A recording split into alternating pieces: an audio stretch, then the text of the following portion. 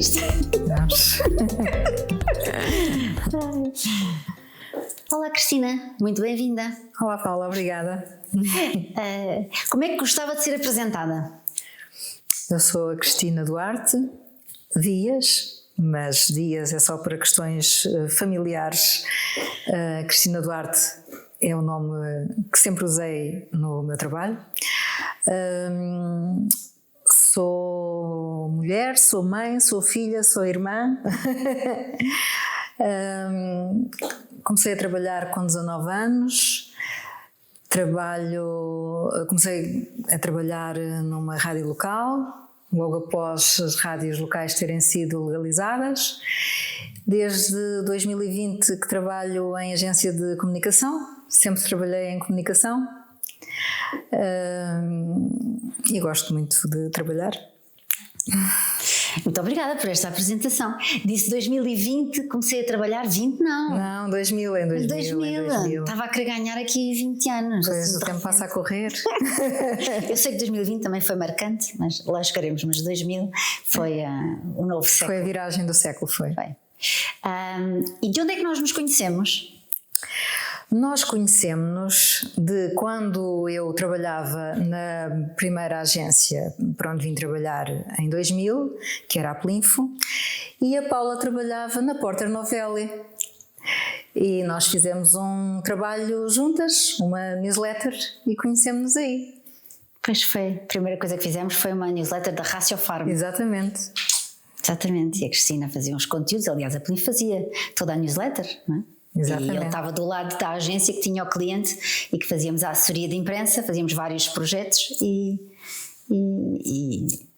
éramos parceiros. Exatamente. Muito giro, é verdade. A Paula fazia a ponte entre a equipa que escrevia os conteúdos da newsletter e o cliente. Tal e qual. Muito giro. E então vamos começar pelo princípio. Qual é o princípio? O que é que quer dar a conhecer de si? O meu princípio, nasci numa aldeia onde ainda vivo hoje, só mudei para o outro lado da rua e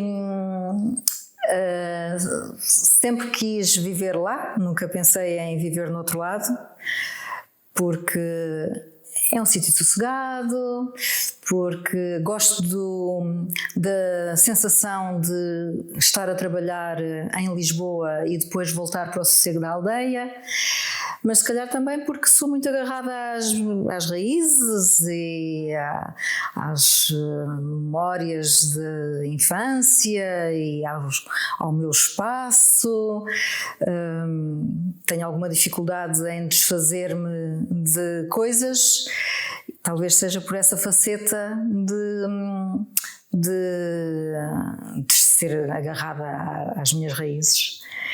E nasci nessa aldeia, fui criada muito com os meus avós maternos, porque os meus pais trabalhavam os dois juntos, eram comerciantes de vender frutas e legumes, e eu ficava com os meus avós.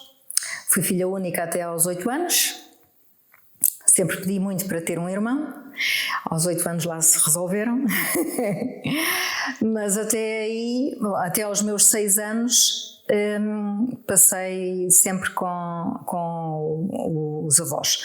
Quando tinha 6 anos a minha avó faleceu.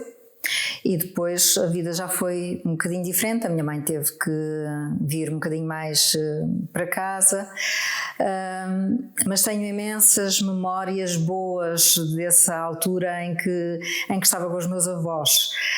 Por exemplo, eles trabalhavam no campo, não é? E eu ia com eles para o campo. As minhas memórias de infância não são de andar na rua a brincar com as outras crianças, ia com a minha avó e com o meu avô para o campo. Eles tinham uma burra e eu ia em cima da burra, ou então às vezes a burra levava um cesto de um lado, um cesto do outro, um dos cestos levava uma carga e no outro cesto ia eu. Outra carga.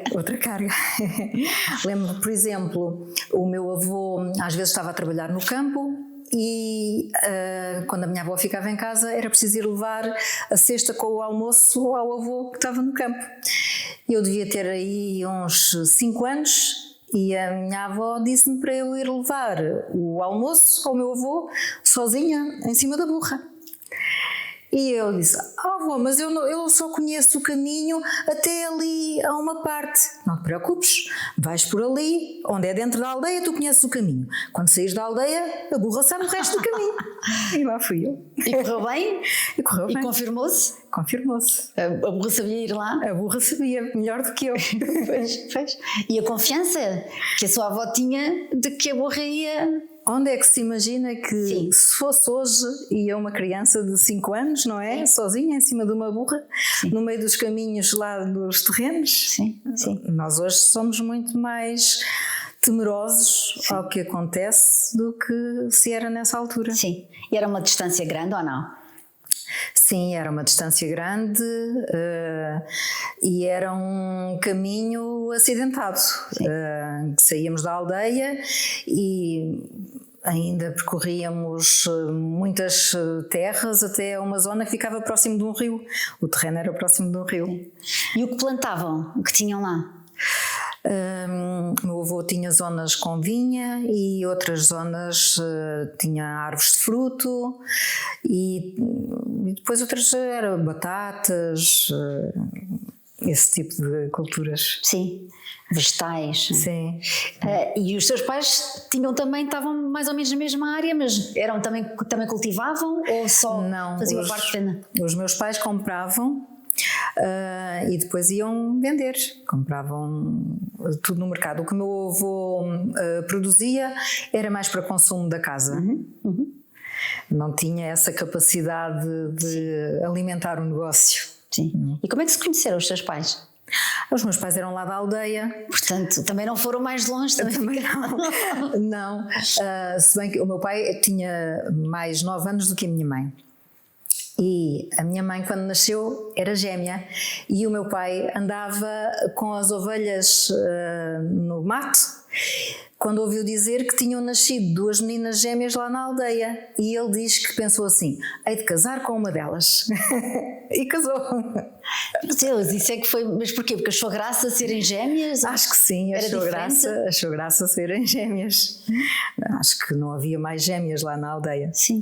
Mas a minha mãe às vezes comentava que tinha pena de ter casado com uma pessoa dali da aldeia, porque ouvia muitas pessoas a dizer: vou passar o Natal à terra, vou passar a Páscoa à terra, e ela não tinha outra terra para ir passar a Páscoa. Ela já lá estava. Não havia uma viagem, um trajeto. Sim. E como foi crescer na aldeia? Foi um bocadinho solitário, porque eu não vivia mesmo no centro da aldeia, vivia à entrada da aldeia. Agora já há mais casas lá à volta, mas a minha casa era isolada. E então eu não tinha crianças próximas para brincar. Mas quando eu tinha, e nunca andei no infantário, não havia ali, não andava no infantário, não andava na catequese, não havia nada. Havia uma escola que era pequenina, tinha todas as classes, todos os anos escolares misturados na mesma sala, era só uma sala, e a professora ia a pé todos os dias para a escola porque não havia autocarro. E a professora apanhava um autocarro que ficava a 3 km e o resto do caminho tinha que fazer a pé de manhã e no regresso a casa. E quando eu tinha 5 anos, portanto a minha casa era próximo da estrada principal, a professora passava ali a pé e via-me brincar sozinha. E começou a dizer à minha avó para me deixar ir para a escola para brincar com os outros meninos. A minha avó primeiro não queria deixar, não vai, que ela vai incomodar e depois vai distrair os outros. E a professora, que se via de ser uma daquelas pessoas que estava na profissão mesmo por paixão, começou a insistir e eu comecei a ir para a escola primária antes da idade, com 5 anos. Pois. E ficava lá, enquanto os outros estavam a aprender, eu ficava a fazer desenhos. Portanto, para mim foi a creche, foi começar a fazer desenhos e começar a ouvir os outros e a brincar. E também devia ouvir a matéria, não é?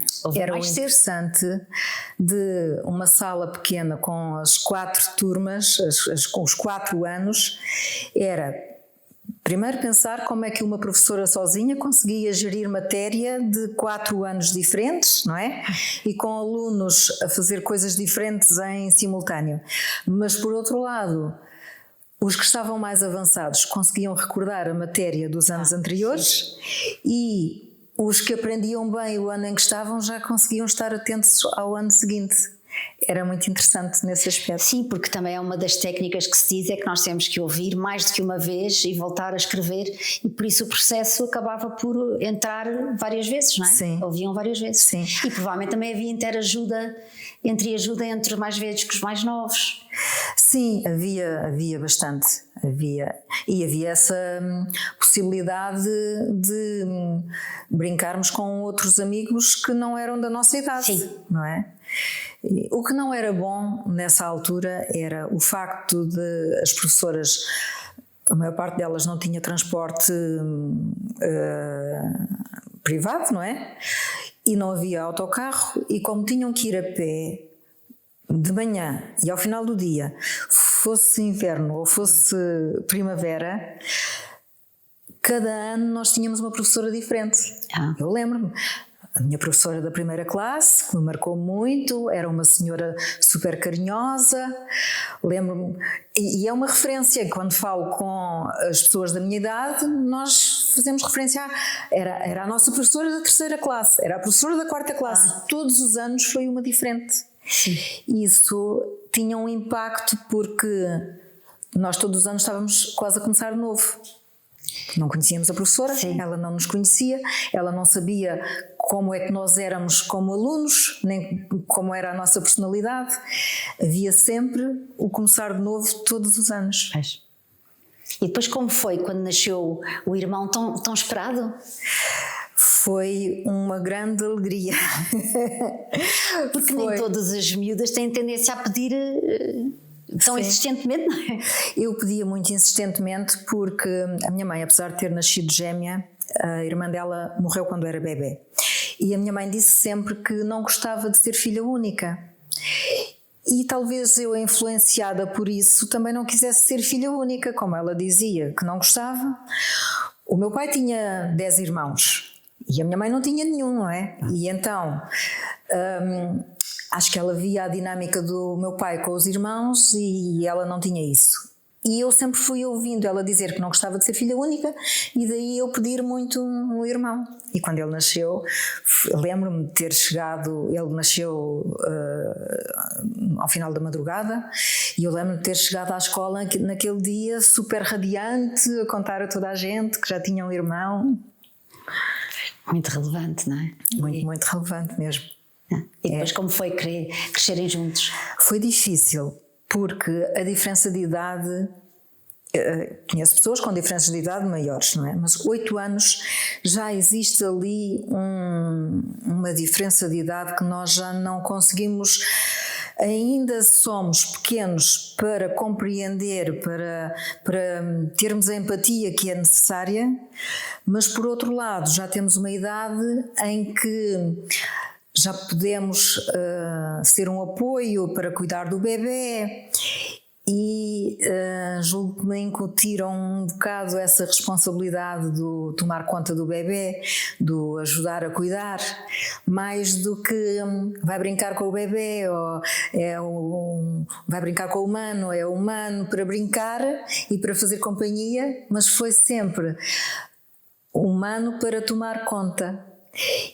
E penso que, embora compreenda esse ponto de vista, mas penso que me incutiu uma responsabilidade e uma autoridade que eu não devia ter.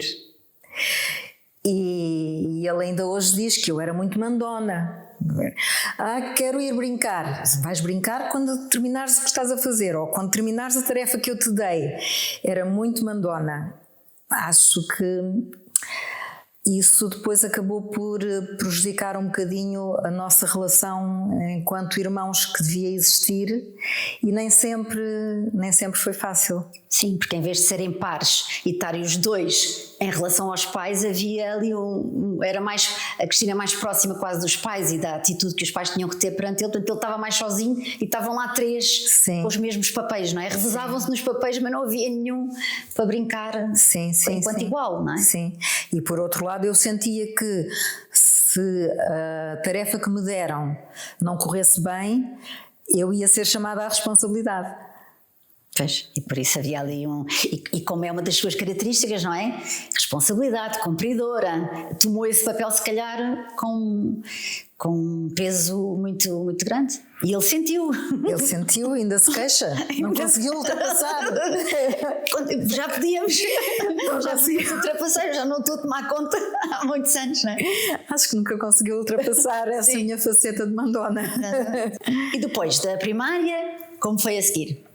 Depois da primária, eu já dizia que queria trabalhar em comunicação. Não dizia assim porque não sabia que se dizia assim, não é? Mas sempre gostei muito de ouvir rádio. A minha casa sempre se ouviu muito rádio. A minha mãe tinha sempre o rádio ligado e a coisa que ela mais adorava era, quando podia, ir para a cama cedo para ouvir rádio na cama. Eu fui sempre muito habituada a ouvir rádio. E então, desde pequenina que dizia que quando fosse grande queria trabalhar na rádio ou queria trabalhar na televisão. E riam-se. É um sonho que a miúda tem. Mas como se fosse assim uma coisa inatingível, não é? Sim. E eu sempre, não sei, acho que sempre tive isso na ideia. E quando andava no 11º ano, por aí, surgiram as rádios locais, ainda piratas na altura, não é? E quem lançou a rádio local em Mafra eram pessoas de lá do liceu, que eu não conhecia pessoalmente, mas que sabia quem eram, e foi um grande entusiasmo de ouvirmos que afinal era possível criar uma rádio ali na nossa terra, tão próximo de nós, e estarmos em nossa casa a ouvir, e aquilo entusiasmou-me muito e tornei-me ouvinte assídua. E uma vez participei num concurso, fui lá levantar um prémio e perguntei como é que se fazia para trabalhar lá. E então fizeram-me uma entrevista, aquilo correu bem, e eu comecei a trabalhar com 19 anos na rádio, que na altura já não era pirata, já estava legalizada, mas foi como comecei. E depois continuei. Como é que se chamava essa rádio? Chamava-se Mafra FM. Atualmente chama-se RCM, que é a Rádio do Concelho de Mafra, mas Mafra FM ainda é o nome legal. É uma cooperativa da qual eu continuo a fazer parte, faço parte dos órgãos sociais, vou a praticamente todas as Assembleias Gerais, portanto continuo ligada, apesar de já não trabalhar lá há 26 anos. Sim. E como foi essa sensação dos primórdios das rádios piratas, anos 80? Sim, eu já não apanhei tanto as rádios, já não apanhei as rádios piratas, porque quando comecei a trabalhar já não era pirata. E já era praticamente anos 90, foi Sim. Em 89. Sim.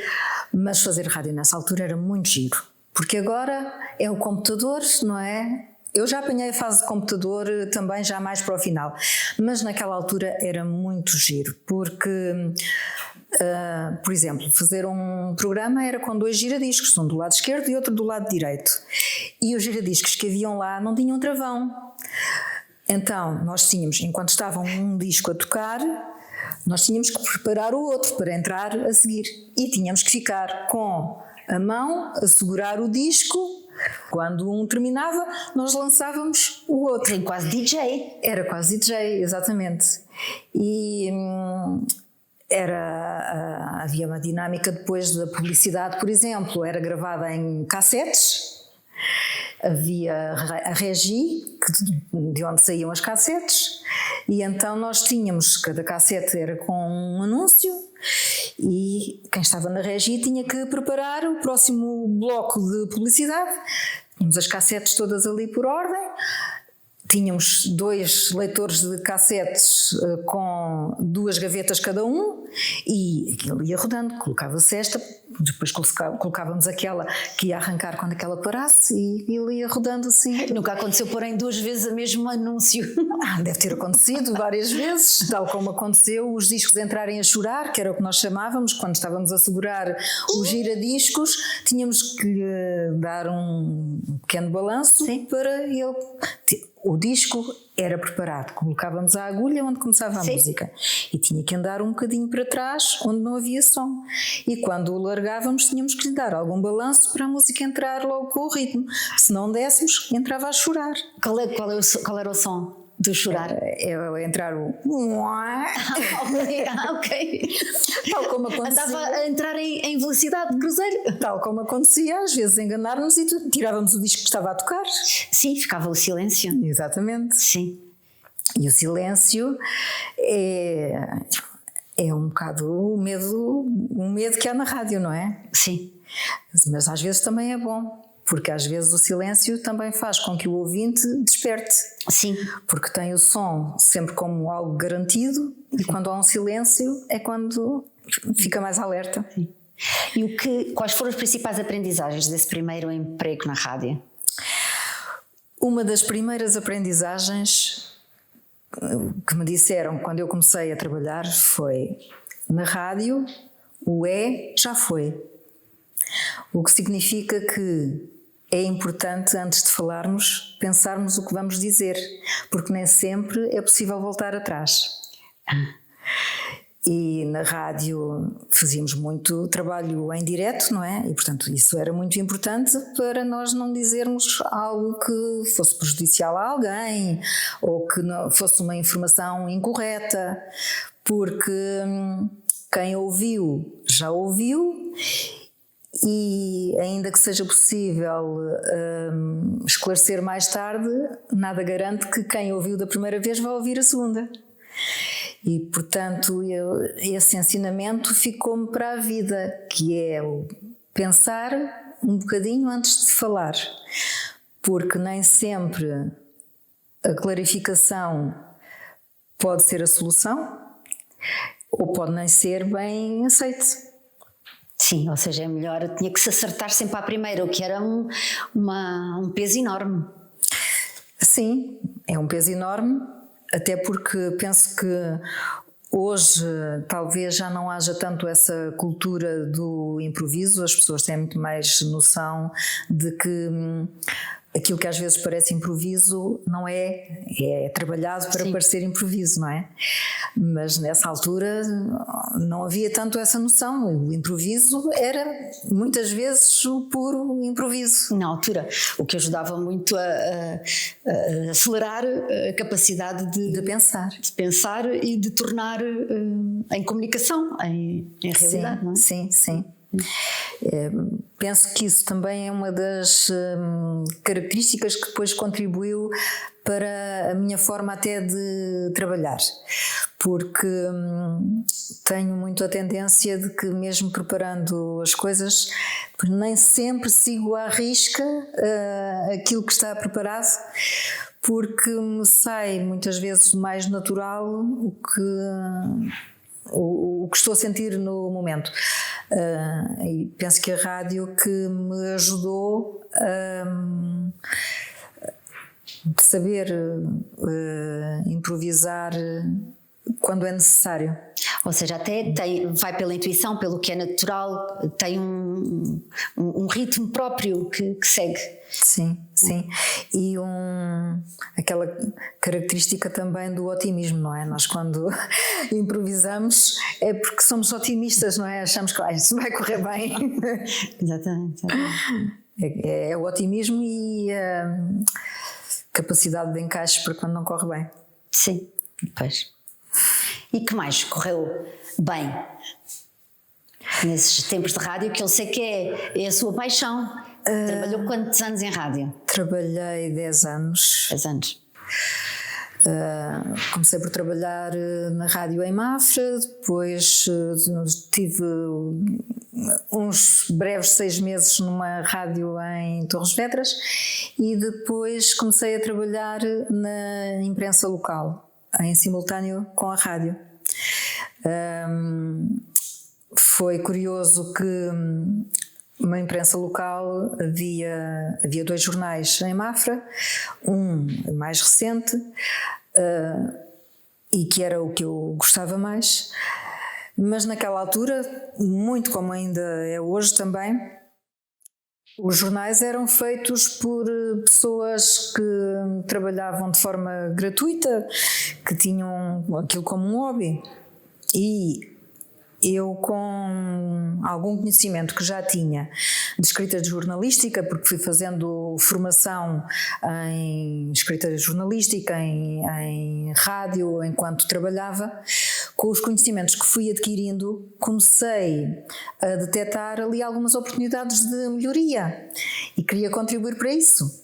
E então um dia peguei no jornal que eu gostava e assinalei aquilo que eu achei que podia melhorar. Aí nasceu a revisão, aí nasceu a capacidade de ver. É verdade. E ganhei coragem e pedi uma reunião com o diretor do jornal. Cheguei lá com o jornal revisto e disse o que é que eu achava que era uma oportunidade para melhorar. E que se ele quisesse eu estava disponível para contribuir, se ele me quisesse acolher como colaboradora do jornal. E ele acreditou em mim e lá fui eu trabalhar para o jornal. Eu acho isso o máximo. Primeiro é de um empreendedorismo, não é? De detecta algo em que tem saber e que pode-se contribuir e põe-se ao caminho e vai falar com as pessoas. Hoje em dia fala-se muito do o feedback, eu não gosto de dar feedback, e foi dar ao dono, não é? Ao responsável do jornal e ter essa vontade, miúda ainda jovem, e o senhor provavelmente muito mais supostamente experiente, não é? Sim, era o Sr. Erlander Rolo, tinha uma empresa gráfica lá em Mafra, muito conhecido, e tinha uma paixão pelo jornalismo. E aquele jornal, que depois mais tarde se transformou em revista, era uma paixão dele. Era o jornal dele, era a empresa e era o clube de futebol, o desportivo de Mafra, eram as paixões dele.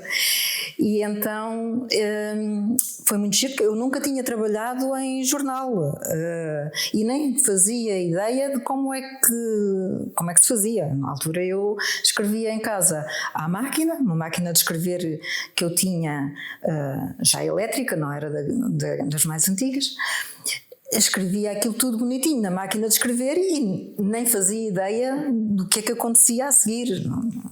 Não fazia ideia que, por exemplo... E o que é que acontecia a seguir? O que acontecia a seguir era que outra pessoa tinha que escrever tudo aquilo que eu escrevi num computador, não é? Para depois passar aquilo para o jornal.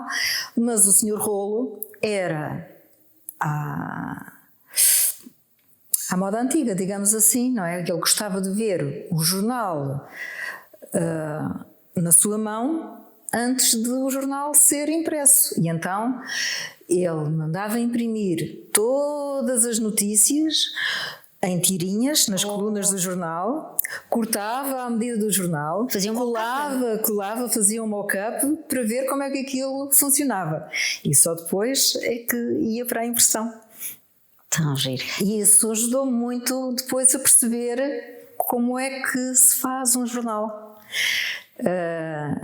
A redação do jornal começou por ser mesmo dentro da gráfica e contribuiu muito para o conhecimento que eu depois, alguns anos depois, e até a trabalhar em agência e nas publicações que nós fazemos e acompanhamos em gráfica, isso contribuiu muito para eu ter as noções básicas. Apesar das máquinas mudaram muito, não é? Sim, as máquinas mudaram muito e naquela altura recordo-me que havia o computador, era um móvel. Não o meu computador servia para bater texto, não é? Recordo, na altura deram-me um Macintosh daqueles com o ecrã muito pequenino, sim, com umas disquetes que eram do tamanho do monitor, e era onde eu batia texto. Mas depois o computador da parte gráfica era um móvel autêntico. E ainda havia fotolitos, que é uma coisa que hoje já não existe, evoluiu tudo em muitos anos. Sim, mas era um processo mais artesanal, mais físico e artesanal. Era, do sim, que é sim. Hoje em dia isso tem também importância. O cheiro amoníaco. Não sei se temos saudade desse.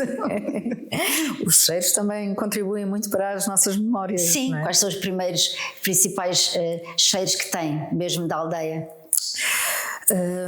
Filhosos. Quem é que fazia? A minha avó e a minha mãe no Natal. Quem eram as artistas? Elas faziam os filhosos, eu passava por açúcar e canela e comia a seguir. Não ia ao óleo, não interrompia o processo. Não, elas vão ao açúcar e canela depois já terem passado pelo óleo, não é? Ok, sim, exatamente. Então, quentinhas, disto, já se percebeu. Quentinhas é que são boas, portanto algumas não chegavam ao prato. Certo. Sim, não chegavam ao prato, nem aos convidados. Sim.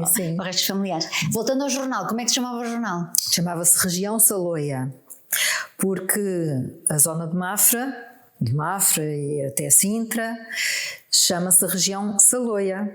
Saloio é um termo que é muito associado, é um termo muitas vezes usado de forma pejorativa. Sim, popular, não é? Popular e pejorativa, porque se considera que as pessoas da região Saloia, os saloios, são pessoas mais antiquadas, não seguem os parâmetros mais modernos, são mais... há até a expressão a esperteza saloia, não é? Gostam de enganar os outros. A esperteza saloia no sentido que gostam de enganar os outros.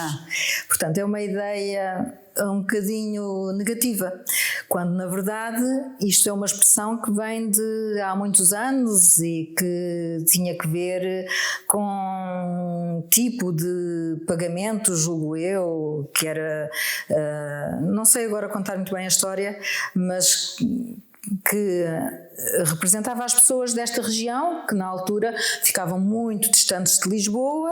Agora estamos a 20 minutos de Lisboa, mas na altura em que o principal meio de transporte eram burros e carroças, era muito longe, não é? E as pessoas da região Saloia iam vender a Lisboa e a bairros que hoje são Lisboa, mas na altura não eram, como Campolide, por exemplo, e eram considerados as pessoas da terra, os mais menos evoluídos, mais simples, e daí ter nascido essa ideia mais negativa.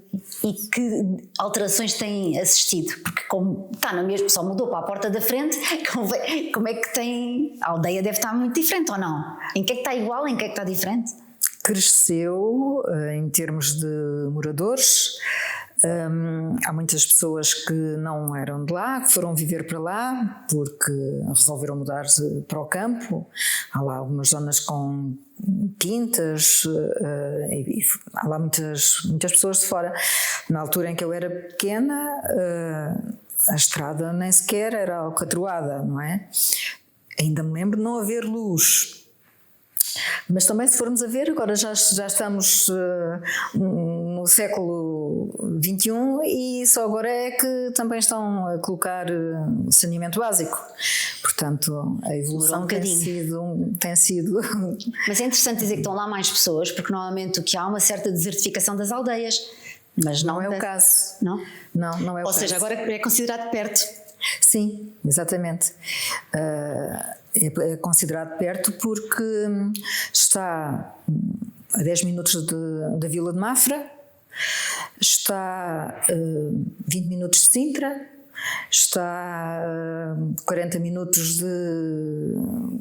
minutos de Torres Vedras, 45 minutos de Lisboa.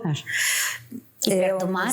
Perto do mar, exatamente. Que evoluiu imenso também. Estamos perto da Ericeira, vá lá, 20 minutos da Ericeira. E, portanto, está bem situada. E é retirada, porque é uma aldeia que a estrada não tem saída, portanto quem quer ir para o sossego está próximo de tudo, mas longe ao mesmo tempo. Se calhar não dizíamos nada disto para ver se continua a ser assim, senão nem vou dizer o nome para não irem lá acho que ter. nós já conseguimos pôr o dedo no mapa geograficamente. Sim, não devia ter dito a distância. Voltando à rádio, a Cristina era considerada The Voice, muito antes de haver o programa The Voice. Pois era. E nós estamos aqui a ouvir e concordamos. Pois, não sei porquê. Dizem que nós não gostamos de nos ouvir, e eu também, quando ouço gravações minhas, sinto aquela alguma vergonha, não é? Mas também já me disseram que aquilo que nós ouvimos da nossa voz não é igual ao que os outros ouvem. Não, é a caixa de ressonância que é diferente. Sim. Estamos cá dentro, nós estamos dentro da caixa. Pois, sim. E portanto, na altura gostavam de me ouvir, mas penso que até o que era mais marcante não era a voz, nós era aqui o também estamos entusiasmo. numa aldeia. E não sei se vão ouvir, mas nós também estamos numa aldeia. Temos isso em comum. A minha é emprestada. Penso que o que era mais marcante era o entusiasmo, porque aquilo era o que eu sempre quis fazer. Sim. Isso é que é incrível, não é? E achava que ia salvar o mundo a fazer aquilo, porque as pessoas tinham que estar informadas do que se passava na terra delas. Era importante ir aos sítios para falar com as pessoas. Vamos ser práticos, tinham um impacto e um poder e um alcance, porque de facto os meios de comunicação social não havia outras formas das pessoas estarem informadas, não é? E os nacionais não davam essas notícias, portanto, de facto, substituíram os arautos. Os nacionais não davam, mas às vezes contactavam-nos quando queriam saber coisas da terra para nós lhes darmos. Sim. Isso aí também era a importância. Era uma agência de informação deles, não é? Mas sim, não havia redes sociais. Sim. Não havia mais fontes de informação.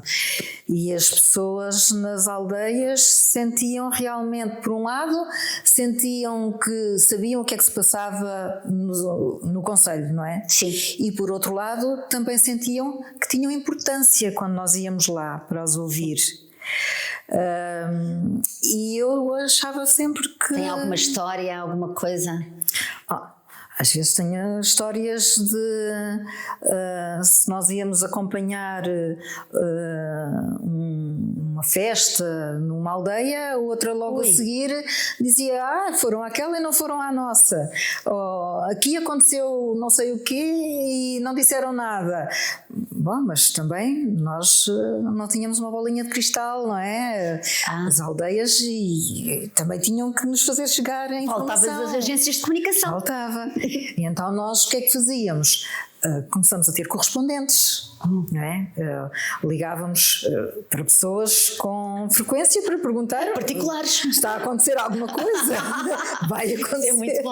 Lá está o voluntariado e o voluntarismo. Exatamente, exatamente. E depois havia aquelas situações em que nós estávamos a trabalhar toda a semana, os fins de semana fazíamos escala para garantir que a rádio estava sempre presente, e quando calhava o fim de semana de ficar em casa a descansar, havia um artista que ia abrir uma exposição e fazia muito gosto que a rádio lá fosse, mas não era a rádio, tem que ser você. Eu quero que vá você. Sim. Eu até estava de folga este fim de semana, mas eu vou na mesma. Sim. Havia essa proximidade e esse gosto.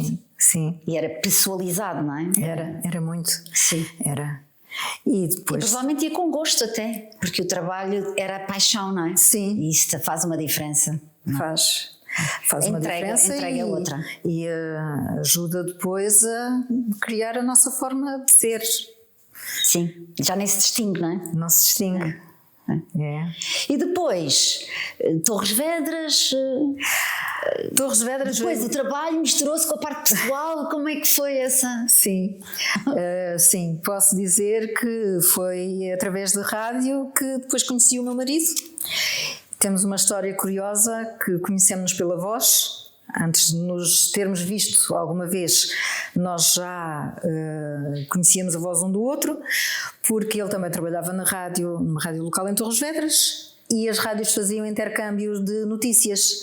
Nós fazíamos o mesmo horário, da manhã, e telefonávamos de uma rádio para a outra a perguntar que notícias é que havia na terra do outro que pudesse ser interessante para nós comunicarmos. E então passávamos a notícia, passávamos o som de um para o outro. E já não precisávamos de dizer o nome, primeiro porque já sabíamos que estávamos os dois a trabalhar no mesmo horário, não é? Mas mesmo que ligássemos fora desse horário, já conhecíamos a voz um do outro. E nunca nos tínhamos visto. E houve um ano em que as rádios locais foram convidadas por um partido político para ir numa viagem a Estrasburgo para ver o funcionamento do Parlamento Europeu, para conhecer alguns deputados, e eu fui representar a minha rádio e o meu marido foi representar a rádio dele. Olha, coincidência. Mas não sabíamos, não falamos do tema, não veio à conversa. Não, vocês só trocavam notícias. Só trocávamos notícias mesmo. E eram equitativos? Ou uma região tinha melhores notícias que a outra? Eu penso que... Quem é que era mais aberto? Torres Vedras tinha mais notícias. Ah, é? Porque também era uma cidade, Sim. acontecia mais coisas.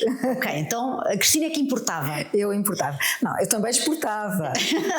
Mas digamos que se calhar o leque de Ele escolha... era o melhor vendedor. O leque de escolha era maior do lado dele do que do meu. E então, no dia em que fomos para essa viagem, o ponto de encontro era em Lisboa, íamos de autocarro, e eu ia sozinha porque não ia mais ninguém do Concelho de Mafra, e em Torres Vedras já havia mais meios de informação e havia um grande relacionamento depois também com os concelhos de Sobral de Montagraço e da Lourinhã, que também tinham rádios, e das Caldas da Rainha. Torres Vedras esteve sempre muito mais virada para o oeste do que Mafra. Mafra estava mais virada para Sintra. Sim. Porque Mafra não pertence, na verdade, em termos geográficos, não pertence ao oeste, pertence à área metropolitana de Sintra, perdão, à área metropolitana de Lisboa. E então estávamos mais virados para o lado de Sintra e para tudo o que era dali. E eles aqui, muito virados para as outras rádios do oeste, portanto estavam todos juntos. Quando eu lá cheguei ao ponto de encontro, eu não conhecia ninguém. E vi um grupo grande de pessoas a falar, que eram todas as rádios do Oeste, e reconheci a voz do que viria muitos anos depois a ser o meu marido. E cheguei-me ao pé dele e perguntei se era ele. Sim, sim. Ai, eu sou a Cristina. Ai, uma grande festa, uma grande festa.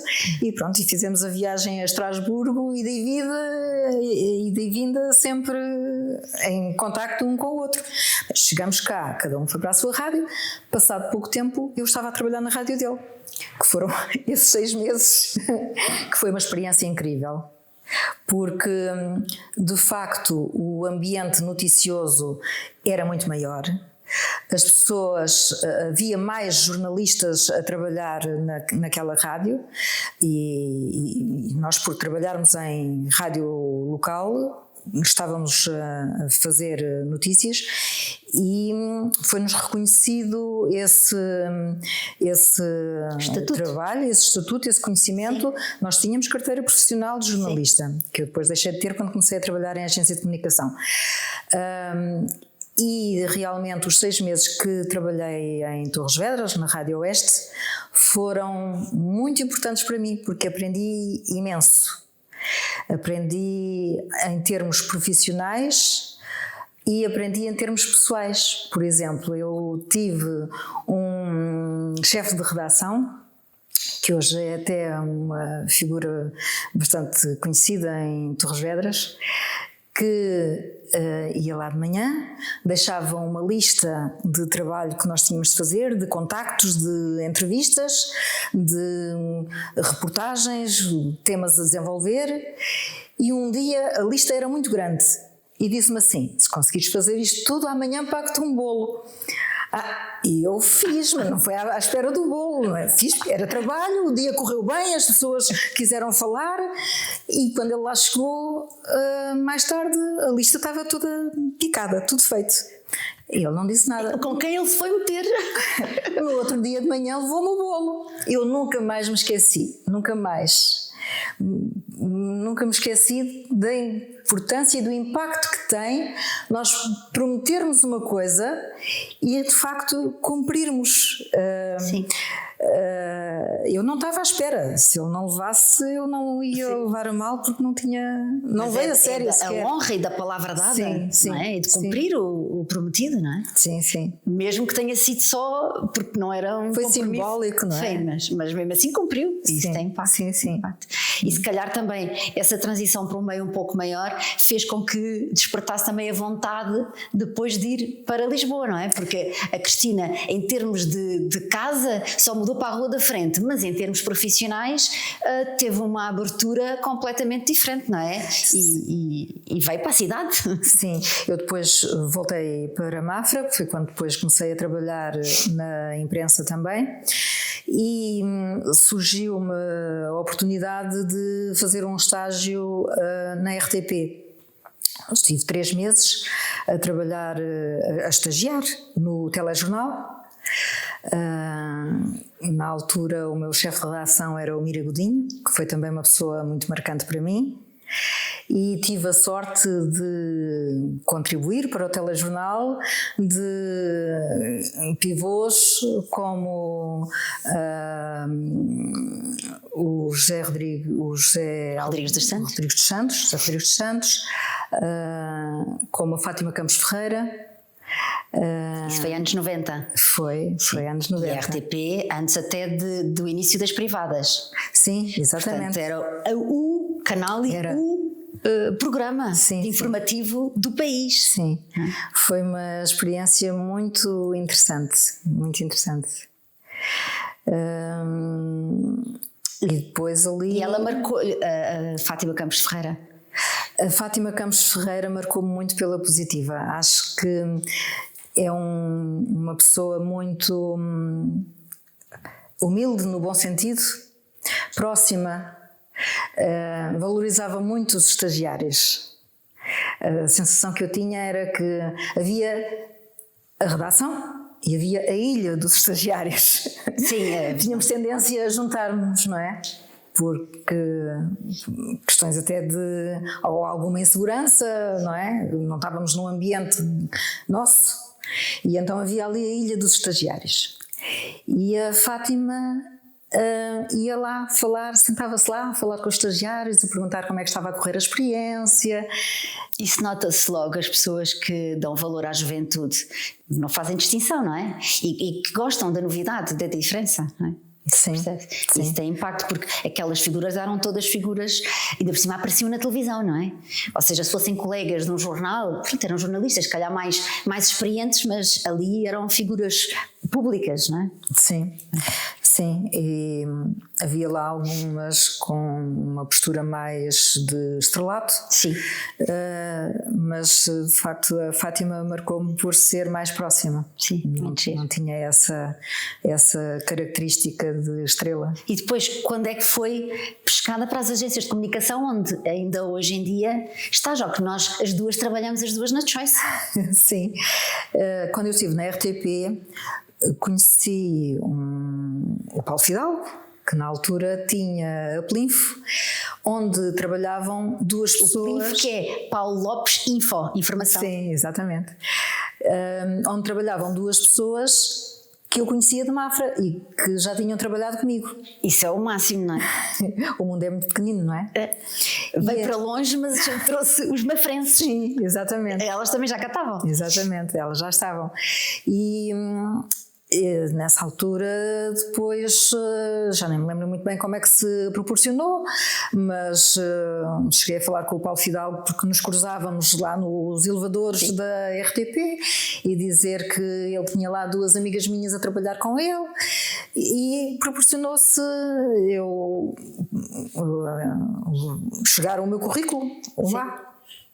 E ele entrevistou-me e acho que até na altura estava um bocadinho reticente porque eu vinha da imprensa regional e da rádio local e ele achava que se calhar não tinha característica para trabalhar numa agência de comunicação, nem se calhar nem tinha jeito. Mas acho que se calhar por alguma referência das minhas amigas, uma delas é a Isabel Pina, que também trabalha connosco, há 23 anos, que ele resolveu arriscar. Penso que foi mais isso. Eu penso que ele arriscou. Sim. E eu acho que ele era muito aberto às referências que as outras pessoas diziam, não é? E por isso deve-as ter ouvido. Sim, sim. Mas de facto o início não foi fácil. Foi uma adaptação um bocadinho difícil. Primeiro porque eu vim de trabalhar num sítio sossegado para trabalhar na 5 de outubro, na altura era um resto de chão, salvo erro, ou um primeiro andar baixo, onde passavam as ambulâncias a apitar porque iam para a maternidade Alfredo da Costa, era um barulho incrível e eu vinha de um sítio sossegado, foi uma dificuldade para me conseguir concentrar. Depois porque o estilo de escrita era completamente diferente, não é? Estava habituada a escrever notícias para o jornal ou para a rádio. A linguagem era muito diferente e a adaptação foi difícil. Eu achei mesmo que não ia conseguir. Ele tinha um bocadinho de razão. Precisou de esforço. Tinha um bocadinho. Eu tenho alguma dificuldade em pensar, eu não vou conseguir e vou desistir, mas naquela altura passou-me pela cabeça. Mas eu queria também muito dar o salto da imprensa regional e da rádio regional, porque na altura já estava com 30 anos e também sentia, se não for agora já não vai ser. E eu queria dar o salto. E insisti e acho que depois a determinado momento passou-se ali o obstáculo e a coisa começou-se a desenrolar. Sim, e fez grandes projetos. Comecei por trabalhar em revistas. Na altura havia uma revista do Parque das Nações, porque a Expo 98 tinha sido há pouco tempo e ainda se mantinham os meios de comunicação criados na altura. Comecei por escrever para essa revista do Parque das Nações. Fazia newsletters também de Galp Gás. Contribuía para um jornal da EDP, era muito nessa base de revistas e newsletters. E qual era a diferença da escrita que está a referir quando é a escrita empresarial, não é, para as empresas? Sim, é muito diferente, é uma escrita mais institucional. Para quem vem de uma escrita jornalística, causa alguma dificuldade, porque a linguagem é mais elaborada, não é? Uma escrita jornalística, a linguagem é mais simples, é mais para todos compreenderem, não é? Mais direta. Não é simplista, mas tem que ser simples e direta. E quando se fala de rádio, então a diferença ainda é maior, não é? Os takes são muito mais curtos. Sim, os takes são muito mais curtos. Trabalhar na rádio, e agora voltando um bocadinho atrás, mas fazer noticiários na rádio, que era o que eu fazia, eu era mais da área de notícia, sim, propriamente dos programas.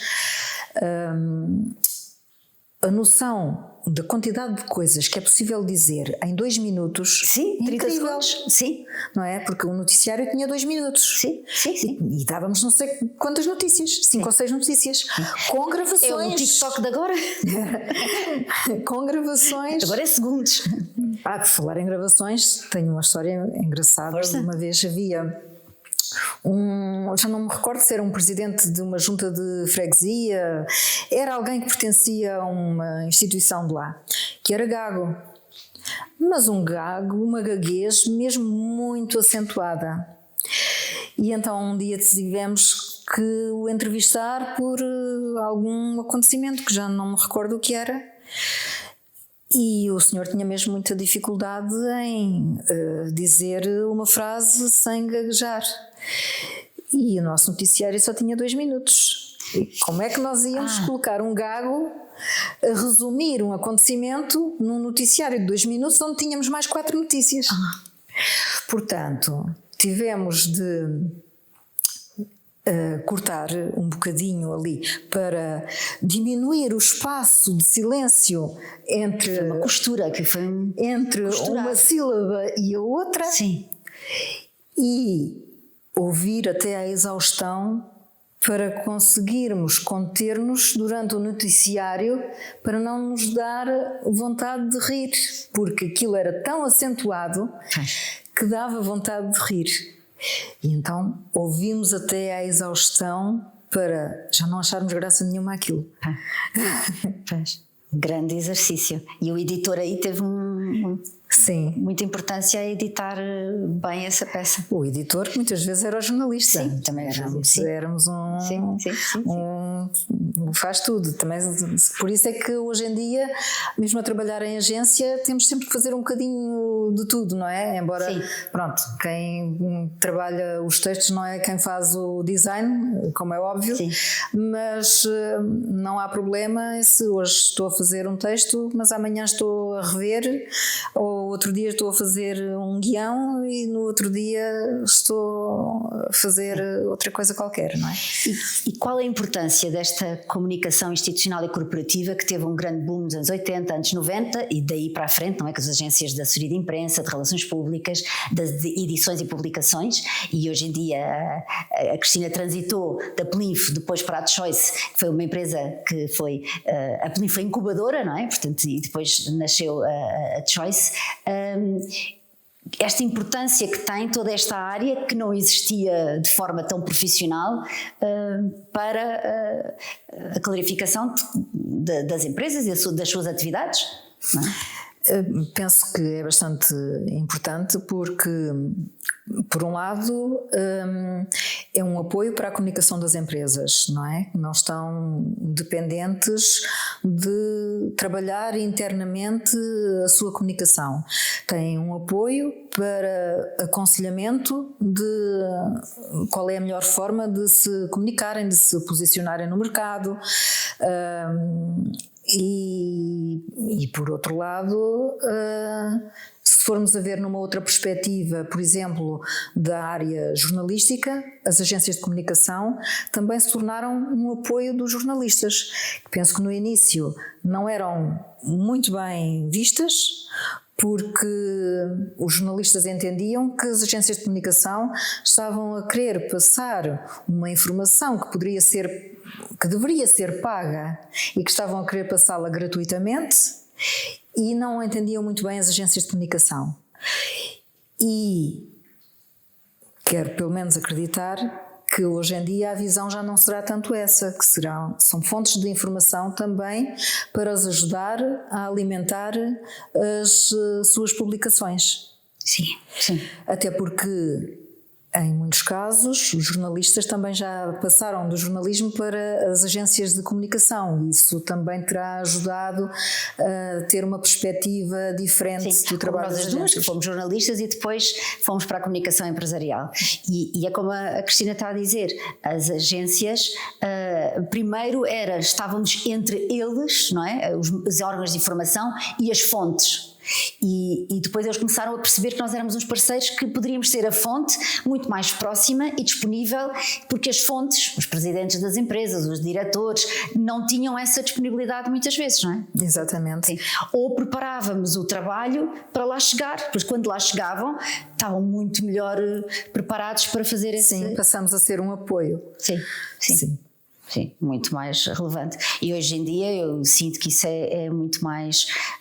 Essas parcerias são todas muito claras, o papel de cada um, não é? E cada um faz o seu, não é? Ninguém substitui a independência dos órgãos de informação, mas as agências têm e quem diz junto os meios de comunicação social, as agências de comunicação trabalham para os vários públicos de uma empresa, não trabalham só os meios de comunicação social, não é? Exatamente. Hoje em dia até as próprias empresas comunicam diretamente para os seus públicos. Sim, e os próprios órgãos de comunicação social também já têm uma vertente que há uns anos se calhar era impensável, como por exemplo programas de rádio que existem para falar de empresas, quando antigamente dizer o nome de uma empresa já era estar a fazer publicidade gratuita. Sim.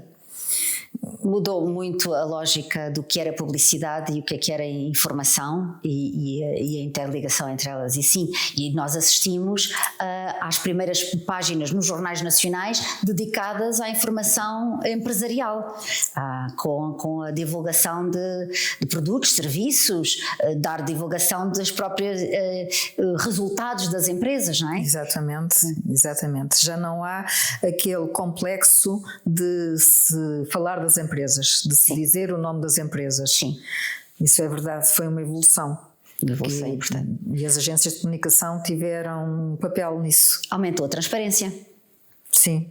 Porque agora é suposto haver acesso à informação, ela ser clara, transparente e ao momento, não é? Sim. Não é? E depois, na Choice, e nós temos esta área das edições e das publicações e dos relatórios e contas da informação institucional, está no nosso ADN. Não é? Sim, está no nosso ADN e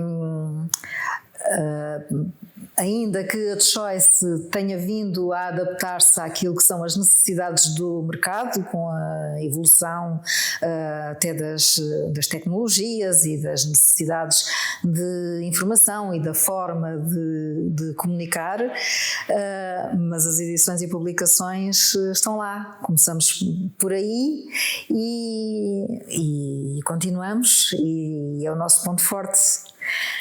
E por aí também tem sido uma oportunidade de experimentar coisas novas. No meu caso, agora até mais na vertente de revisão do que de escrita, sendo que a escrita sempre foi mais a área que eu vinha a desenvolver até aqui.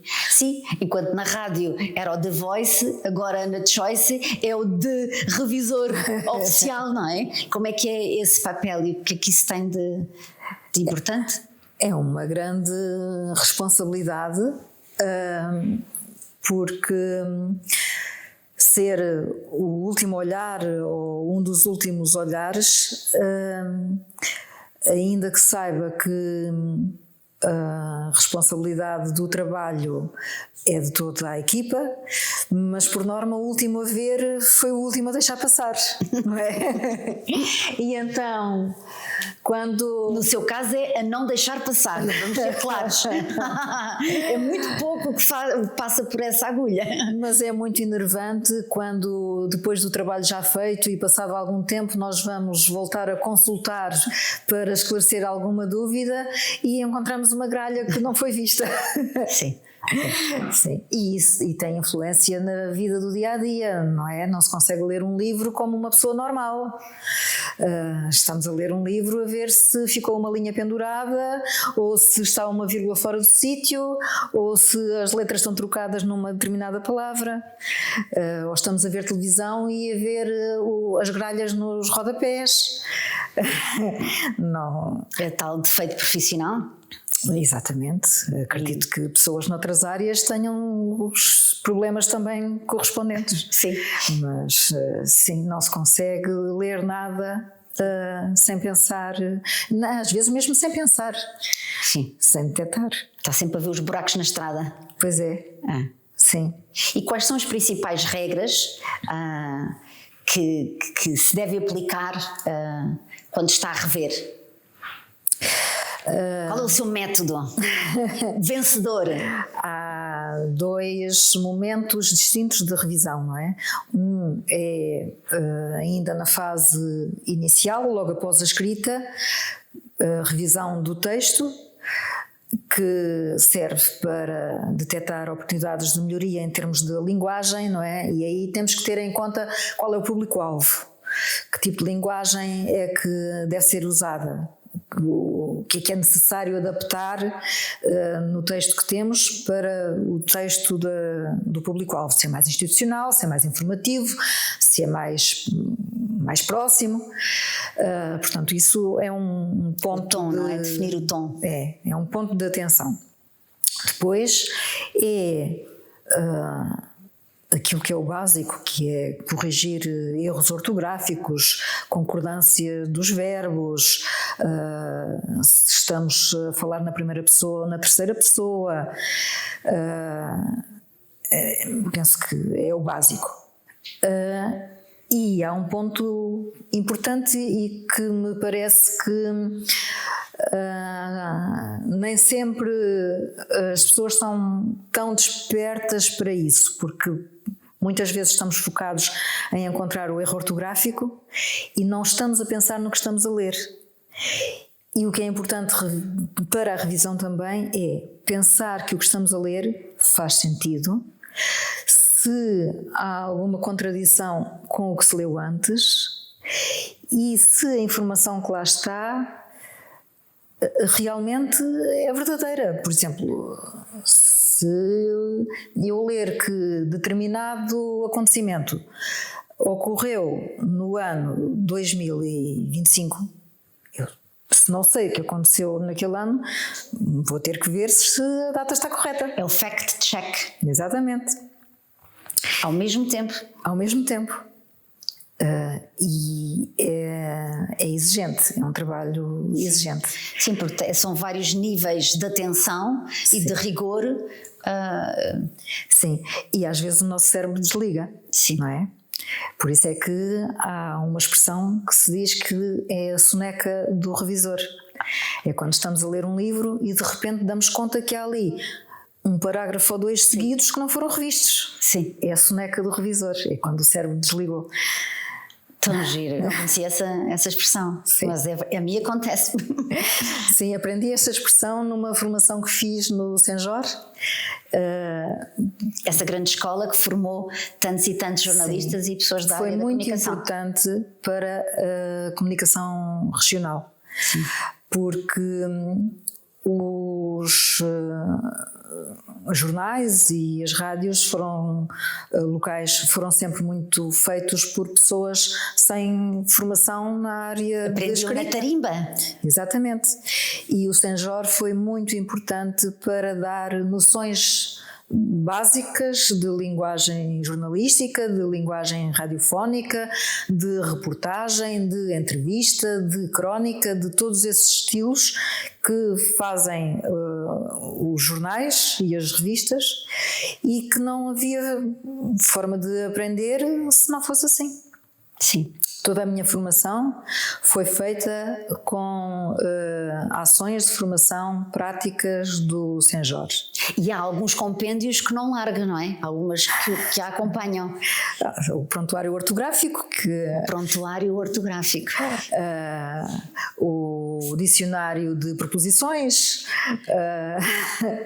Mas pronto, agora já há muitas fontes de informação online. Sim. E a ajuda da inteligência artificial, esse trabalho também está facilitado nesse aspecto. Como é que está a ser agora esta integração com desta arte, da escrita e do bom... Com a inteligência artificial? Sim. Eu sinto que estamos ainda numa fase inicial. Há ainda muito a aprender e há alguns cuidados a ter, porque podemos cair no erro de ir muito à inteligência artificial e parece que depois já não sabemos fazer por nós. não é? Já não sabemos como fazer ou como dizer, ou como sair dali agora ele escreveu tão melhor do que eu, agora eu já não sei fazer. E portanto isso é um risco, não é? Isto é como nós precisamos de continuar a exercitar o cérebro, mas podemos usar até para evoluir a nossa forma de fazer. Sim. Ou para nos ajudar a fazer, não é? Por exemplo, eu posso estar a rever um texto e fazer a minha parte da revisão, eu mudava aqui, eu mudava ali, mudava esta palavra, cortava esta frase aqui, e depois ir verificar na inteligência artificial se naquilo que eu já fiz deixa passar alguma coisa que ainda é necessário corrigir. E eu penso nesse aspecto pode ser uma ajuda. Agora, não podemos é deixar que nos roube a nossa capacidade de pensar e deixa de adormecer os nossos conhecimentos, não é? Sim. Isso é que me parece que é o risco. Ou seja, tem que ser um parceiro, mas é que nós temos que continuar a ser a inteligência. Nós temos que aparecer show up como inteligentes com a inteligência Sim. que é coletiva, ou seja, aquilo é um repositório obviamente imenso de toda a informação coletiva e tem que estar ao nosso serviço, não é? Sim, mas nós temos que continuar a ser capazes de pensar e a ter espírito Sim. crítico. Sim. Eu penso que o espírito crítico é muito importante. Sim.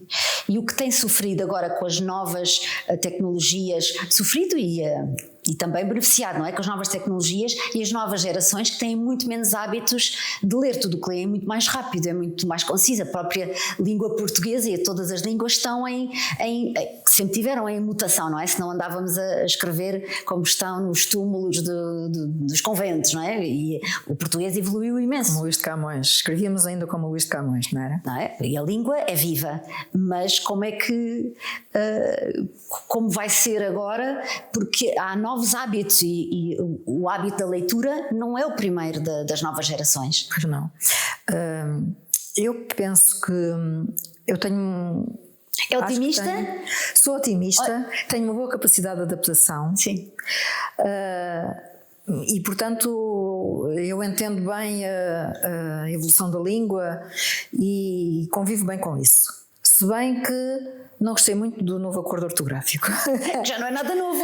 Já não é nada Porquê novo. É que a gente continua a chamar de novo quando já está mais do que velhote? E houve uma data de gente que não o quis. Porque não há nenhum mais novo, não é? Portanto, o irmão mais novo é sempre o irmão mais novo. Já está com cabelos brancos este. Eu gostava mais do antigo. O que é que fazia gostar mais do antigo? Bom, para já convivi mais anos com ele, não é? Mas penso que não me faz muito sentido que Portugal tivesse que mudar a sua forma de escrever para se aproximar dos outros países que também falam a língua portuguesa.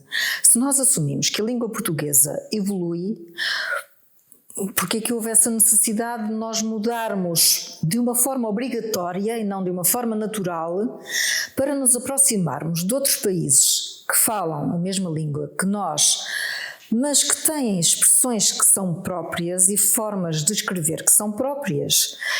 Quando depois nós assumimos o novo acordo ortográfico, mas alguns desses países dos quais nós nos quisemos aproximar acabaram por não assumir. Isso não me faz muito sentido, não me parece que seja uma evolução natural. Se nós dissermos que a língua evolui naturalmente, sim, é verdade, mas isto não foi uma evolução natural, foi uma evolução imposta. E nós não gostamos tanto, não é? Quando são coisas por decreto e impostas. Sim. Queríamos que acontecesse. Apesar de às vezes é bom haver alguma ordem na forma como queremos que evolua. Eu não estou a defender nenhuma coisa nem outra, não tenho conhecimento suficiente, mas a sensação de será que se deixássemos livre haveria alguns riscos? Então, mas e porquê que continuamos a ter palavras com dupla grafia? Se era para nos aproximarmos, não havia essa necessidade, não é? Porque uns leem o C antes do T e os outros não leem. Mas isso justifica que se faça todo um acordo ortográfico? Nós continuamos a falar português e a não nos entendermos com alguns outros países que também falam português, não é pela forma como escrevem, é pelas palavras A parte que oral, usam, não é? Sim, a oralidade. E o novo acordo ortográfico não vai mudar isso. Sim, porque tem mais a ver com a área escrita e quando a evolução começa sempre pela oralidade, não é? Exatamente. E depois, relativamente às gerações mais novas, eu penso que ainda há muitos jovens a ler. Se calhar leem coisas diferentes, se calhar leem em sítios diferentes. Sim. Que não são os livros tradicionais, Sim. não é? E também há muitos jovens que escrevem bem, tal como há pessoas mais velhas que escrevem muito mal, como se vê muitas vezes nas redes sociais. Sim. Não é? Erros muito básicos que era suposto não darmos. São coisas que nós aprendemos na escola desde pequeninos. Sim. E continuamos a fazer esses erros. E, portanto, não são só os mais novos, os mais velhos também. E também assim, a escrita, tudo é para nós nos entendermos. Isso é que não interessa às vezes qual é o instrumento, desde que seja para nos aproximar ou entendermos, não é? Mas esse também é um fator que me incomoda. Então. Até mesmo junto dos mais próximos, quando às vezes corrijo quem ainda está na idade de aprender e de modificar a forma como diz ou como escreve, e me respondem: tu percebeste, não percebeste? Então pronto. Sim, mas ou seja, eu posso perceber ou entender, mas há uma forma que ainda está instituída como correta, não é? Sim. E voltando à área, por exemplo, dos relatórios e contas das empresas, que têm tanto o texto como têm a parte de números e a enorme responsabilidade, porque na Choice nós normalmente sabemos informação antes dela ser pública e ser publicada, e tem impacto nos resultados das empresas, não é? É uma enorme responsabilidade. É uma enorme responsabilidade. E um orgulho, porque confiam em nós para termos acesso privilegiado e a priori. Sim, mas existe sempre o princípio da confidencialidade, e eu até diria mais. Penso que muitas vezes existe essa preocupação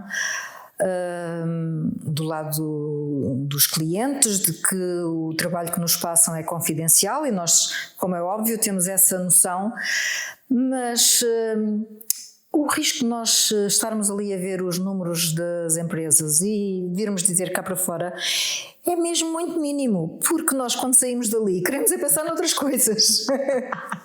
Sim, não nos vai escapar numa conversa não dizer vai. que a empresa do setor têxtil A teve... Não vai. E até porque nós, quando estamos a fazer essa revisão, nós estamos muito focados se o número que nós colocamos na página corresponde ao que o cliente nos enviou, e não tanto no montante que isso representa para a empresa. Não, nós estamos focados muito no pormenor, do confirmar que a informação que está ali corresponde àquilo que nós recebemos, e não no que representa no mercado ou na empresa, para depois se dizer ou se comentar nas nossas conversas fora do trabalho que tal empresa teve prejuízos ou teve lucros. Os nossos têm todos os lucros, os nossos clientes têm todos muito bons resultados e nós estamos sempre muito orgulhosos. Sim, é verdade. E é verdade. Normalmente trabalhamos com muitas e boas empresas, mas com boa eficiência empresarial. Sim, e essa vertente da confidencialidade está presente em todos os elementos da equipa, portanto, acredito sinceramente que não há risco. E é muito engraçado ver que a Cristina já trazia de si desde sempre o rigor, mas criámos e mantemos uma metodologia que é exatamente a cara de muitos elementos das equipas, não é? Sim, é verdade, a metodologia que chamamos metodologia Accurate é também um bocadinho como a evolução da língua, não é? Foi evoluindo com o nosso trabalho e começou porque era assim que fazíamos, sem nada definido. A nossa equipa já está junta há muitos anos, não é? Temos várias pessoas que estão na The Choice desde o início da empresa, e o nosso método de trabalho foi-se adaptando com esta equipa. Começamos a fazer todos da mesma forma e daí nasceu uma metodologia que temos vindo a aperfeiçoar com o passar dos anos, e que a determinada altura tivemos consciência de que aquilo era uma metodologia de trabalho que nós estávamos a aplicar, e então resolvemos reconhecê-la como tal e fazê-la evoluir e colocar por escrito como é que se faz, para garantir que quem vem agora para a The Choice que também a cumpre e que se revê nela também, não é? E podemos vir sempre continuar a evoluir com ideias e práticas que quem venha de novo também possa acrescentar.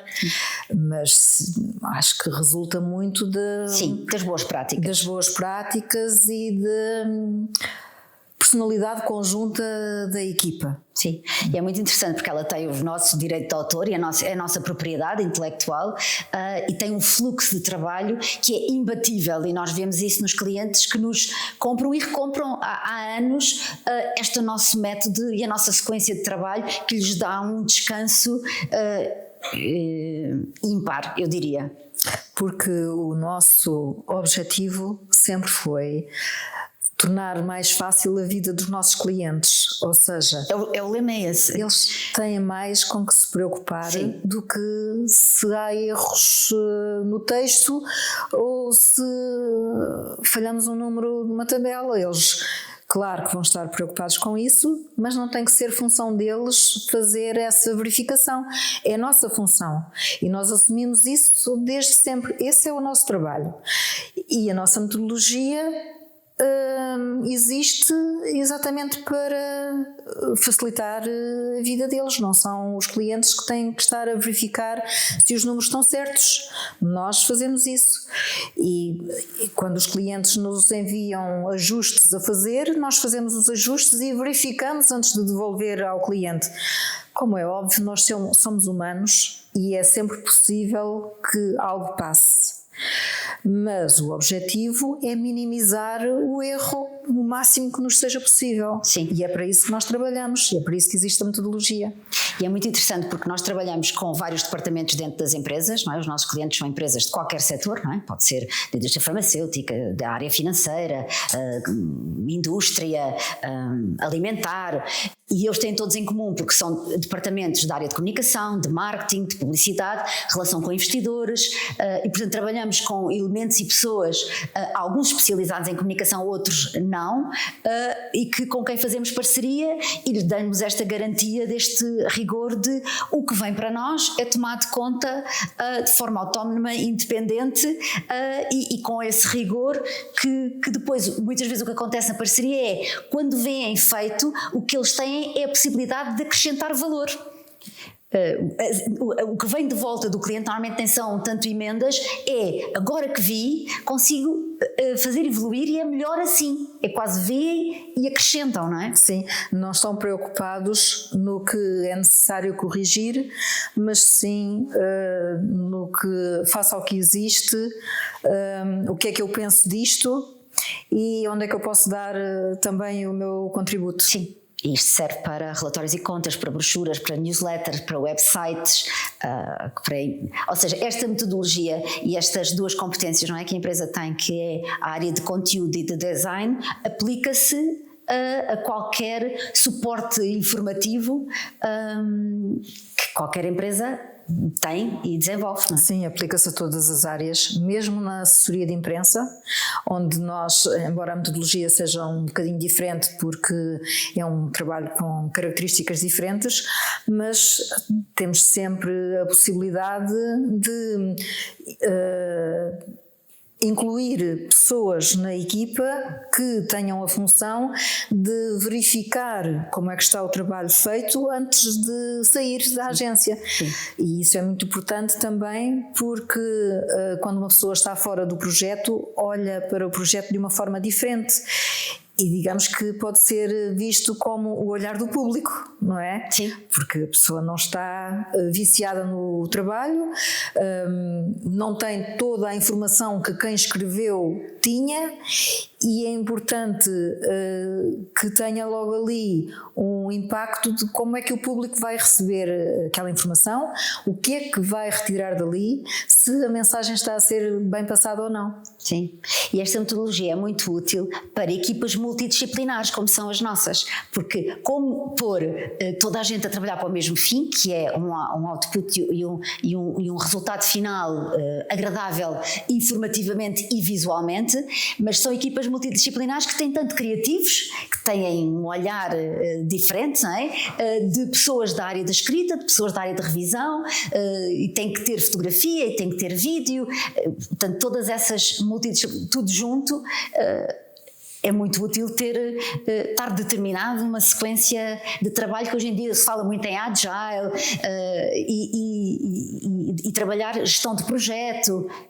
E nós fomos fazendo isso primeiro de forma empírica e agora de forma estruturada. Sim, estruturada, mas que para nós já é muito natural, porque já está muito entranhado. Sim. E é natural, e também penso que o facto de a equipa ser muito estável permite que já nos conheçamos muito bem uns aos outros e temos a vontade necessário para dar feedback, mesmo quando não é tão positivo, e isso ajuda também a evoluir e a melhorar os trabalhos. E o facto de sermos uma equipa estável, que está junto há muitos anos, que damos-nos todos bem, que existe um clima muito saudável, contribui para que o trabalho de equipa também corra bem e que depois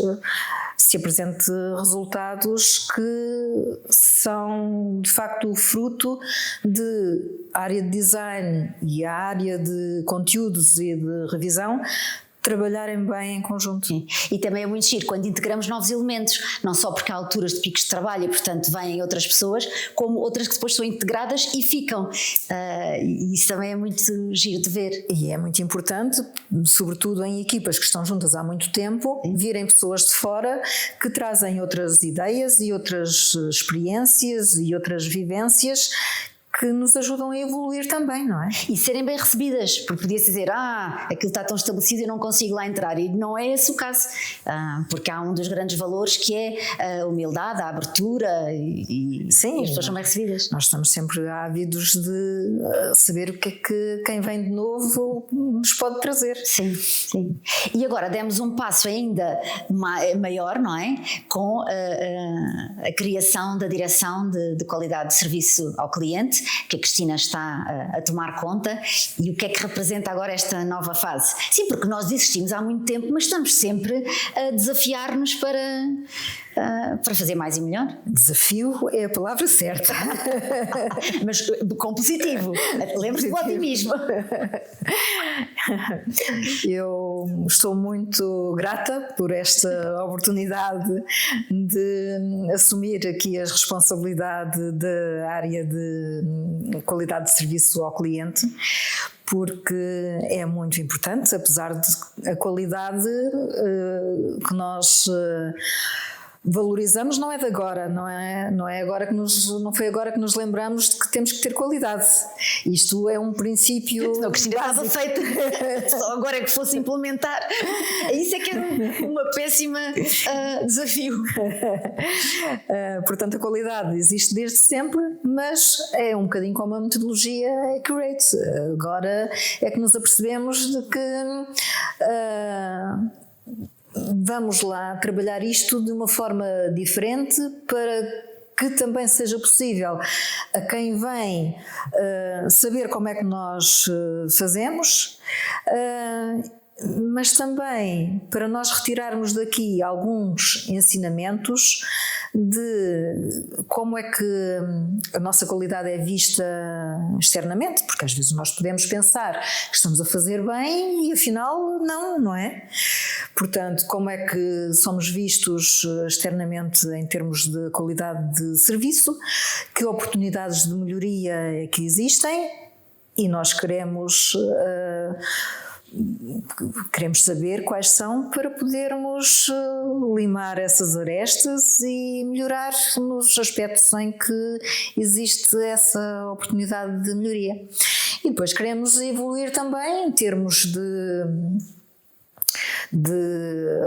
afinar ainda melhor a nossa metodologia de trabalho, de ver como poder aplicá-la a outras áreas em que agora ainda talvez não seja tão